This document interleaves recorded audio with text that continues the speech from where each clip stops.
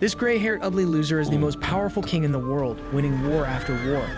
But suddenly, he is reincarnated into another life where he is now a weak, helpless child. A sword drips with blood against a fiery backdrop under a crimson sky. The man wielding it has slain a woman, her body motionless on the ground. He then declares himself king and effortlessly defeats an opponent, driving his blade through him in triumph. Overhead, warplanes darken the sky, unleashing bombs that engulf a city in fire and screams. Watching the devastation, his cape billows in the chaos. Yet standing before the crown he once wore, he admits he was merely a king of the past. Suddenly, he plunges into his subconscious, sinking as if into a vast ocean. A child's voice pleads, "Please," as a lush green field appears.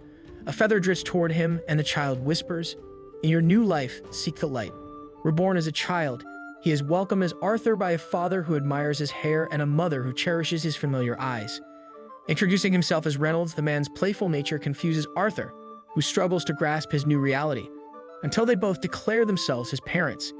In that instant, stuck in his old adult mindset, Arthur realizes he's just been born. Ironic as it seems, after a lifetime of battles and triumphs, he's now a helpless infant unaware of it all. His mother pats his back, prompting a cough, exactly as expected.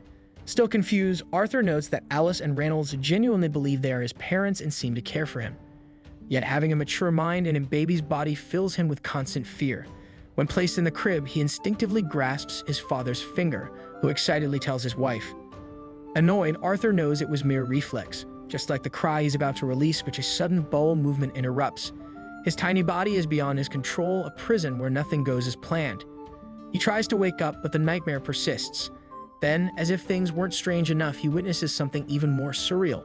Carried outside in his mother's arms, he watches his father unleash magic, shattering a rock with a punch.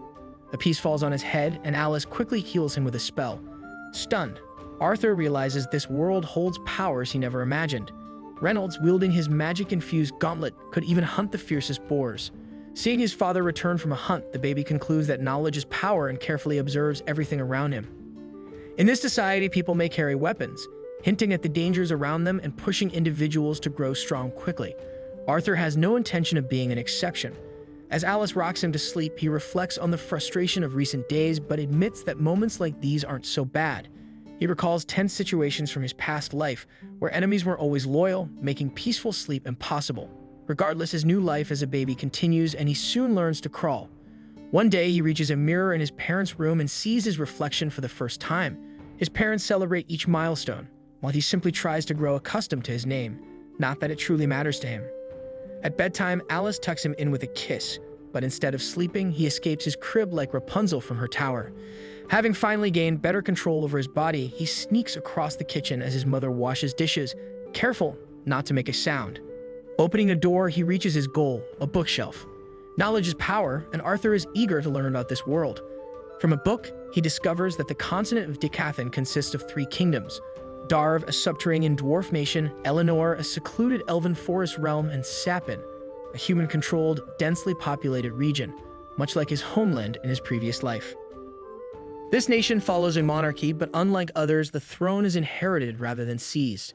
Additionally, its technology lags behind his previous world, and another book explained that magic is the reason for its primitive state. Here, a power source called mana exists, and the ability to manipulate it is mostly hereditary, appearing in about 1 out of every 100 people.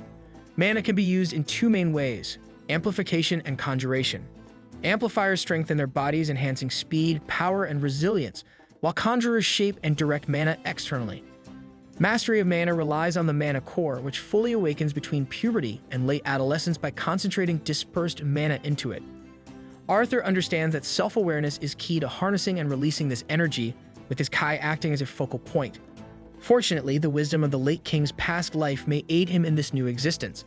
Determined, he enters a meditative state, reaching a mental void where he gathers a trace of mana between his hands. Just then, Alice, after searching the house for her mischievous son, finds him. She playfully scolds him for worrying their mother, but her smile fades when she notices something unusual. Arthur fears she has sensed his Kai abilities, only to realize she simply discovered that he needs a diaper change. Arthur becomes even more certain that his body is a cage and seeks more power. The next day, Alice writes in her diary that Arthur turned 2, noting how sweet, curious, and well-behaved he is. However, she is troubled that he never smiles outside. Reynolds teaches his son to wield his stick like a sword, praising his talent. He calls Alice to watch, but she is displeased to see her child playing with something so aggressive. After 2 years, Arthur understands the power balance between his parents, or perhaps women dominate this world entirely. Later, his mother takes him to the city, where he always seems thrilled.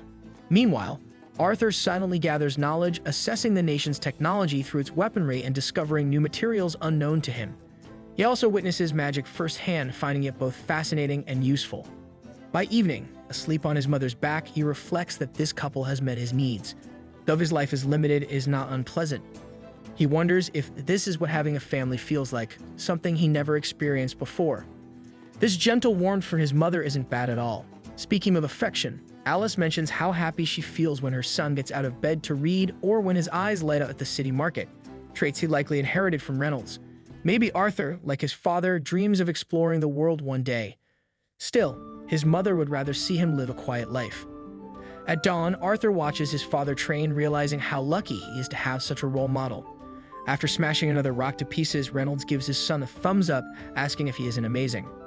Alice rests a hand on Arthur's shoulder, downplaying the feat but assuring him that things will only improve. With that, Reynolds punches the air, unleashing a fierce wind, then stomps, sending a gust that leaves Arthur in awe. His father's strength fuels his own desire to grow, but his mother remains the biggest obstacle. After all, he's still just a baby who needs his nap. Even so, Arthur refuses to back down, reaching for the bookshelf to make his intentions clear. Alice insists it's time to sleep, but he uses his cuteness to win her over. His plan works, and as he clutches a book, he feels like a true champion. As Arthur begins meditating, he recalls the vast knowledge he gained over the past 2 years. The most valuable skill is forming a mana core, gathering scattered magical fragments into a single point. This took immense effort, but the results are finally showing. As he collects the last fragment, an explosion erupts, destroying much of the house. Outside, Reynolds shields his wife from debris, but suffers a serious back injury. They rush inside, and Reynolds reaches Arthur first, shocked to see his 3-year-old son levitating above his own mana manifestation, smirking confidently. Arthur knows his studies have paid off. This is just the beginning. However, pieces of the ceiling threaten to fall on him. He refuses to die after such an achievement. Alice dives to grab him while Reynolds, using his last strength, pushes the wood away. Arthur, now safe, gazes at his mother's teary eyes and realizes how much his parents protect him. Reynolds asks if he's okay, and Alice, clutching him tightly, assures that he is, her most precious treasure. Arthur, confused by her tears, recalls a past life where he won a duel and saw the defeated boy comforted by his parents. Emotions foreign to him surface, and for the first time, he cries, hugging his mother tightly. A man is judged for trying to kill the king despite once being a loyal servant. The law demands strict punishment for such betrayal, but the council shows mercy, letting him return home for judgment. Before his wife and son, he admits his crime and begs only he be punished, fearing that if they return to their homeland, all will suffer a terrible fate. He pleads for their safety. A counselor, speaking through a strange pillar, condemns the man's reckless actions against the revered king, who shouldn't be troubled by such matters. The council, however, decides to punish the whole family. King Gray kills the woman and child himself, an act the counselors see as merciful, freeing them from future pain. The man, like the pillars, thanks the king. Later, Arthur receives matching gauntlets from the king and excitedly gives one to his son, who prefers his wooden sword. Alone, the boy thinks that if he had to fight with such a weapon in his small body, he'd die before getting close to his enemy. Despite everything, he grabs a stick and challenges his son to a duel. Arthur doesn't hesitate and swiftly counters with agile strikes. After parrying them, the man enhances his sword with mana, but Arthur unexpectedly does the same, breaking the stick. Impressed, the man quickly tells Alice the boy needs a personal mentor. She rejects the idea, reminding him he promised to train Arthur himself, which was Ray's true intention. Still, the boy's potential is exceptional and demands proper guidance. So Alice offers to teach him magic, but Reynolds objects, saying Arthur's case is unique. He split mana-infused wood at age 4. Realizing the seriousness, Alice still resists. She doesn't want her little boy leaving for some far-off city. Reynolds asks her to consider his future, while she urges him to think about the present. They'll miss watching him grow. Arthur, noticing how emotions cloud their judgment, suggests a third choice. They all go together. His parents stare at him in awe, then quickly start packing. Arthur thinks they always had this energy. They just needed a reason to show it. Hours later, in front of 2 carriages, Arthur Lewin introduces himself at his father's request. Nearby, armed figures gather at the Lewin home. One warrior kneels and claims they've met, though Arthur supposedly wouldn't remember, yet he does. They are the Twin Horns, Reynolds and Alice's former group. Their leader, Adam Crunch, is joined by Angela Rose, who hugs Arthur tightly until Durden Walker intervenes and offers Arthur a hand to slap. Silent atop one carriage sits the mysterious Jasmine Flamesworth, while the pointy-eared Archer introduces herself as Helen Shard. The preparations complete, Reynolds gives the order to depart. As they ride towards Xyrus City, Arthur compares the outdated carriage to the ski ships of his past life, but finds it decent enough. During a rest stop, the group is ambushed by wolves. Jasmine swiftly eliminates several with her daggers. Reynolds lands a punch with his gauntlet. Adam pierces one with his spear. And Helen downs enemies from afar with precise arrows. Arthur realizes the three are enhancers. Meanwhile, Conjurer's Durden shakes the ground with earth magic, and Angela repels a wolf with wind. Watching the fight, Arthur realizes he needs to catch up to their level. Afterward, the group camps overnight. As night falls, they light fires for dinner. Reynolds tells his son to eat freely, but the boy isn't used to wild game. Meanwhile, Alice overeats and gets sick. She notices her husband is hurt and gets up to heal him, but has to wait for Jasmine, Helen, and Durden, and oddly, Jasmine must approve. During healing, Arthur senses his mom is a rare kind of mage, a healing broadcaster, which explains why they hide in the countryside. Once done, her husband thanks her. Then Adam unexpectedly asks Reynolds to borrow Arthur for some exercise. Realizing it's more than just training, Arthur joins. When Adam powers up his spear, Arthur responds with stronger mana and a green leg boost that stuns Adam. Despite being 4, Arthur moves so fast he catches his opponent off guard by appearing behind him. Though the boy is left exposed and loses his footing, giving up his advantage, he and the spearman clash until the latter launches him into the air with a special move. Arthur regrets being too light for combat, but Angela catches him with wind magic. Afterward, Durden and Helen criticize Adam's roughness, yet the spearman praises Arthur's tenacity, jokingly asking if Reynolds gave him some kind of miracle training. He denies it. Suddenly, Jasmine approaches Arthur, eager to learn his technique, showing the determined gaze he knows too well. By the next afternoon, Arthur reflects on the smooth trip so far. During a break the following day, he trains with the adults, refining body and mind. Honored to pass on past life knowledge, he teaches the Dagger Girl and demonstrates his speed using a green aura buff. That night, he reads by candlelight before eating, only to be surprised. At dawn, Jasmine gifts him a rope-tied dagger, knowing it's his birthday. While observing the scene, the women are amazed Jasmine finally befriended someone, which is rare for her. The men then call everyone to resume the trip, and Arthur notices his mother seems unwell, though she hides it. As the convoy moves towards Xyrus, it's ambushed by thieves launching arrows. Angela blocks some with magic, but they're badly outnumbered. The bandit leader orders the women and children spared for their worth, while Arthur reflects that such cruelty exists everywhere. The attackers descend from the hills. Alice clutches her son, vowing to protect him. Durden casts a fireball that hits the ravine, and Reynolds defeats several foes with martial skill. Helen saves an ally by shooting a bandit behind him, and Adam strikes enemies with his spear. Jasmine, swift as ever, dodges through the fight.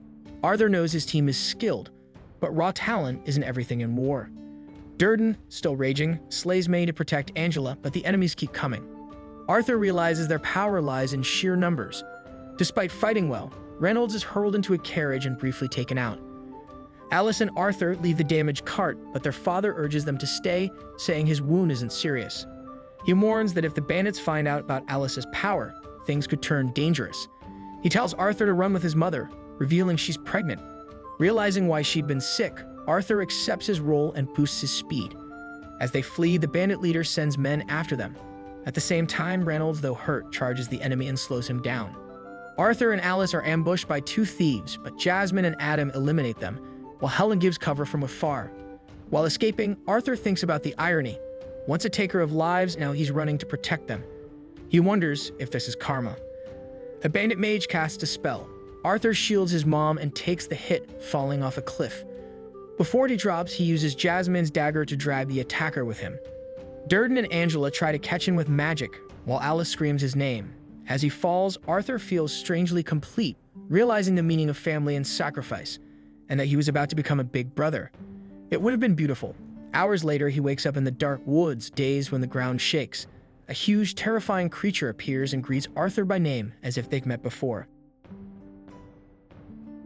In another world, a young girl claims she's found something rare and beautiful, while another warns of inevitable trouble. Arthur, frightened but trying to stay composed, questions what the creature before him is and why he's there. A younger version of him charges at it recklessly but is easily thrown back. A calm voice speaks through the beast, telling Arthur he still has much to learn but that she's actually on his side. The creature plucks fruit from a nearby tree, offering it to him, hinting that he needs to recover.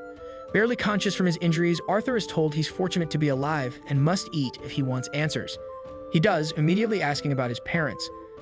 Though unable to leave her realm, the creature reveals a vision of a violent clash and assures him his parents escaped safely. Overcome, Arthur sheds a tear, unsure who to thank until she reveals her name. Sylvia. Inside the strange shell, the younger girl asks what to do next, and Sylvia tells her the answer is already there. Days pass. Arthur recovers and wants to return home, but Sylvia says it's not time yet. They're too close to the perilous forest. Still, she has a plan. When Arthur grows impatient, she explains that opening a portal takes time. He playfully swings his stick like a sword and Sylvia laughs, saying it's good for kids to stay active. While training, Arthur wonders why Sylvia never shares her past despite her eerie form. She's kind. Later, he meditates and releases his aura. Surprised by his natural mana, Sylvia asks if he can harness energy like she does.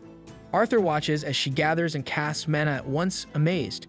She explains that while most separate those steps, creatures like mana beasts do both instinctively. She asks if he wants such a power, and seeing his excitement, pushes further. What would he do with it? Arthur hesitates, thinking of those who protected him in this life. With conviction, he says he'd destroy anyone who threatens what he holds dear. Instantly, Sylvia smacks his forehead, sending him bouncing. She tells him he failed. Arthur protests. Of course, he wanted to crush his enemies. That's how he became a powerful king before. But Sylvia is unimpressed, warning him that such violent thoughts will poison his mind. After a pause, wondering if she'd hit too hard, the boy insists he's fine. Sylvia reminds him her strength could hurt or heal, and asks what she prefers. Arthur chooses kindness. She agrees. Rage flares fast, turns to violence, and always ends in hate. That's not why she saved him. Her words make Arthur wonder if she somehow knows everything about him. Then, bringing the focus back, she asks again, "What will you do with that power?" Arthur, remembering his loved ones, firmly says he'll use it to protect them. Sylvia smiles, calling it the perfect answer, while nearby a similar beast watches, determined not to let her escape. The story shifts to Arthur's past life. He walks a corridor as servants bow to King Grey. A startled noble welcomes him gratefully, but Grey reflects that despite his title, true power belonged to Parliament. The nation was crumbling, birth rates falling, and war was all he had. Though praised for his victories, he felt like a weapon, not a ruler. Ignoring the flattery, he tells Marlin he's stepping down. Later, the crown lies broken, the king's sword planted like a marker. Reborn, Arthur now learns to harness a rare power Sylvia says could be limitless. He sweats, fighting to stay focused. In his past, King Grey lacked many things, but above all, he hungered to keep winning. In a fierce clash with a beast, his sword strikes, surging with that immense energy. Years later, Arthur, still remarkably fortunate and youthful, gathers the magic needed to complete his mentor's mission.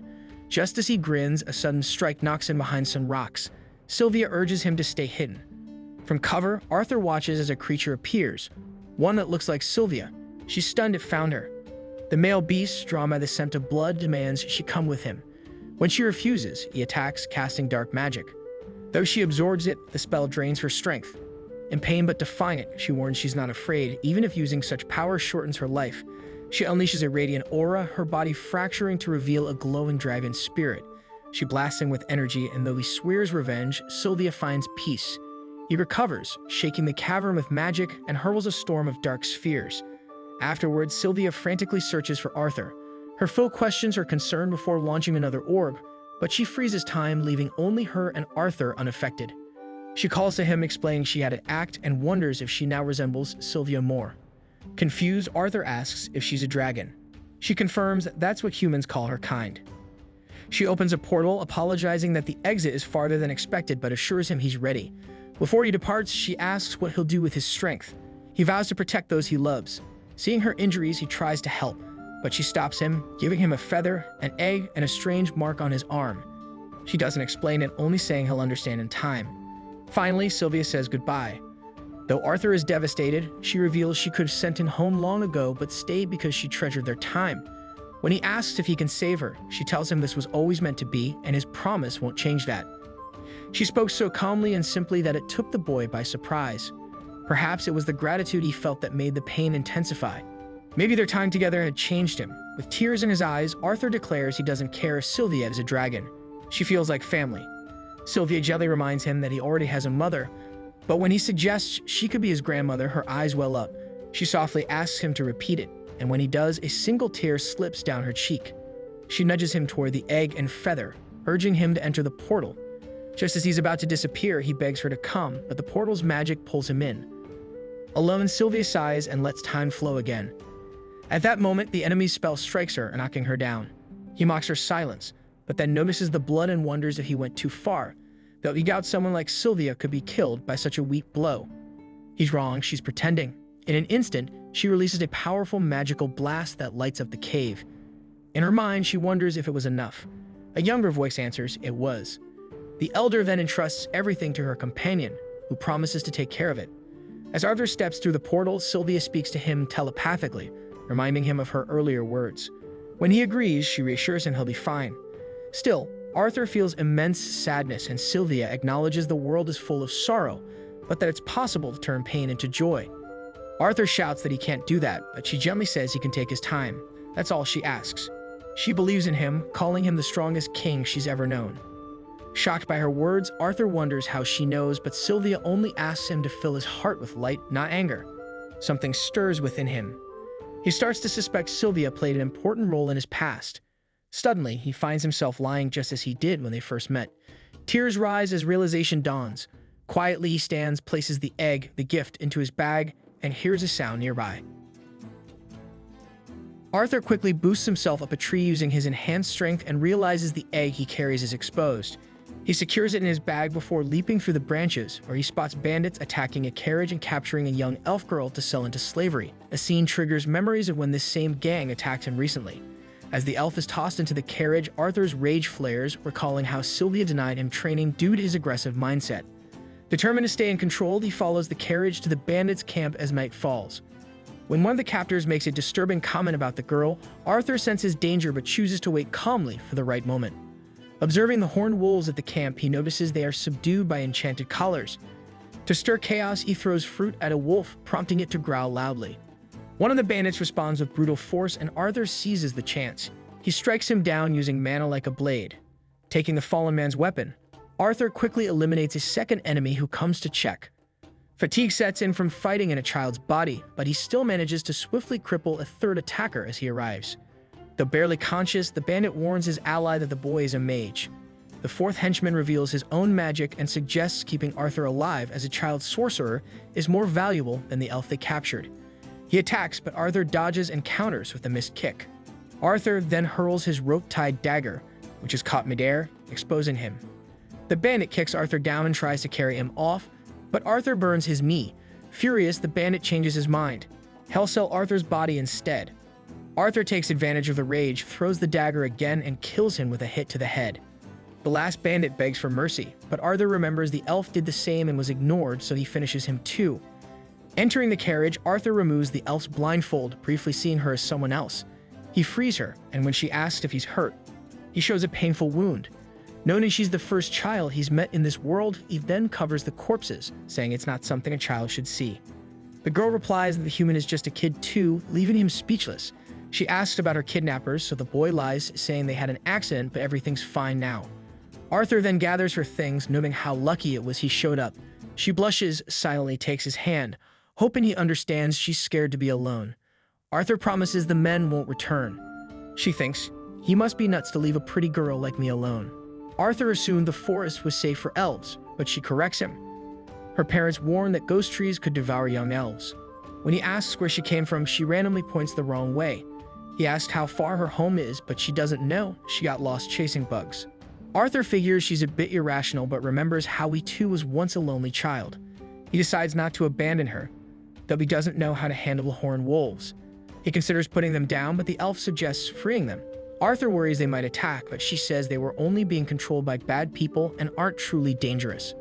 The forest dwellers value life, so she frees the animals who leave peacefully. She and Arthur continue walking through the woods until dawn. During a rest, Arthur asks her name. She says it's Tessia Eralith. After introducing himself, he offers her soup, guessing she's hungry for the long trek ahead. His comment reminds him of the fruit Sylvia once gave him, and he realizes he's starting to sound like her. Tessia says the soup smells strange, and Arthur explains it's just salted, boiled dried meat, better with herbs. Her reaction makes him reflect on how he's always seen food as just fuel. She says she wishes for sweets, and he notes how childlike she seems. When she asks why he's in the forest, he says he lost his family, which she relates to being lost herself. Arthur asks about the elves' homeland, and Tessia shares that Eleanor is fun, though her busy parents leave her in the care of her grandfather and helpers. The journey drags on, and they still have no clue where Eleanor is. At one point, insects swarm Tessia, which she says are normal in her homeland and used to mark paths. She jokingly puts one on Arthur's ear as an earring, and he realizes this is how kids play, something he never got to experience. While they walk, Tessia excitedly says she'll train at her master's home once her mana awakens. Arthur wonders why there's no school system in her land, but she doesn't understand what he means. Meanwhile, a horned wolf stalks nearby, and Arthur notices it. At night, the wolf howls, and Arthur regrets not killing it earlier to avoid a potential attack. He tells Tessia to rest in the tent while he keeps watch. Alone, he reflects on Sylvia's reason for giving him the egg. Tessia, unable to sleep, recalls her grandfather's warning about sleeping near boys, but she's willing to trust Arthur. When he insists she sleep, she argues that if he stays outside, bandits might realize kids are alone and target them. Misunderstanding her concern, he asks if she's scared of ghosts. She denies it and says it's safer if he stays in the tent. Eventually, he agrees. Pretending not to be afraid, Tessia asks him not to leave without telling her and to escort her if she needs the bathroom. Later, she guesses he's from the human kingdom and says her grandfather claimed men there are womanizers. Arthur asks if she even knows what that means, and she admits she might not, so he explains that mostly nobles have multiple wives. The girl is nearly asleep before finally dozing off, and Arthur finds the moment oddly sibling-like. By dawn, they're resting in the tent. After packing, their journey resumes. Tessia seems more comfortable with Arthur, as if she's forgotten her attackers. Though Arthur worries about his own family, a sudden surge of mana pain shifts his focus. Tessia rushes to gather plants, but Arthur is too weak to stop her from entering the woods alone. His pain worsens, growing more frequent. Then a horned wolf appears with the piglet but leaves it peacefully. Tessia returns with stomach medicine, and Arthur warns her to keep away from the wolf. She believes the creature is showing gratitude. That night, they cook the pig over a campfire. Tessia brings mushrooms, common among Eleanor's women, for their nutrition. Arthur eats them, but ends up sick, spending the night relieving himself in the woods. As they settle down again, Tessia shares that elves often tell tales about humans and dwarves before sleep. The elf had always dreamed of visiting these lands, but feared the presence of untrustworthy people. In Eleanor, distrust toward outsiders, especially humans, is common. After finishing her story, Tessia notices Arthur has dozed off, so she gently covers him and reflects that she's more mature. At dawn, they resume their journey, though Arthur struggles with stomach and mana issues, aware that children aren't built for such tough travels. Tessia, feeling they've grown close, asks if she can call him Art. He agrees, though his flat tone prompts her to tease him. He replies sarcastically, saying it's a great honor for a simple country boy like him to be addressed so kindly by Lady Tessia. She scolds him for sounding like an old man, and he snaps back, mocking her for being a crybaby. Tessia, irritated, especially since she was warming up to him, grows quiet when the word friend stirs painful memories for Arthur. Eventually, they reach a portal that lifts Tessia's spirits. She offers her hand to Art, and they enter Eleanor, a breathtaking forest city. Tessia lands gracefully, but Arthur crashes. Alerted by the teleportation, elven guards arrive and seize him roughly. Arthur calls out to Tessia for help, but she stays silent. Arthur instantly regretted lowering his guard around Tessia, blaming himself for trusting the seemingly innocent elf. When Elf ordered his execution, Tessia intervened, claiming Arthur had saved her. The officer accused him of brainwashing her, but an older elf emerged from a portal and commanded Arthur be spared. Tessia greeted him as her grandfather, Reincarnated, former king of Eleanor, who thanked Arthur and revealed Tessia was the princess. Arthur was stunned, as she never mentioned her royal status. Her parents soon arrived, relieved, though the king was outraged by a human's presence. Virion, however, ordered the guards to stand down, praising Arthur's bravery.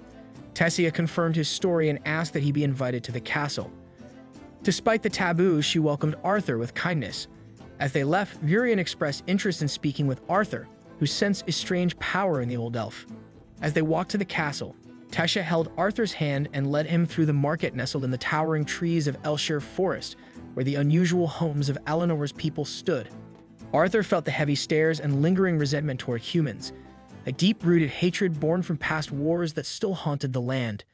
Everything about the city struck him as strange, including Tessia, who had saved him yet eyed him coldly when the guards had attacked. His chest still ached, and he knew he couldn't afford another mistake here. When they reached the castle, Tessia was welcomed by her maids and ordered that Arthur be treated kindly, calling him her savior and vouching for his character despite being human.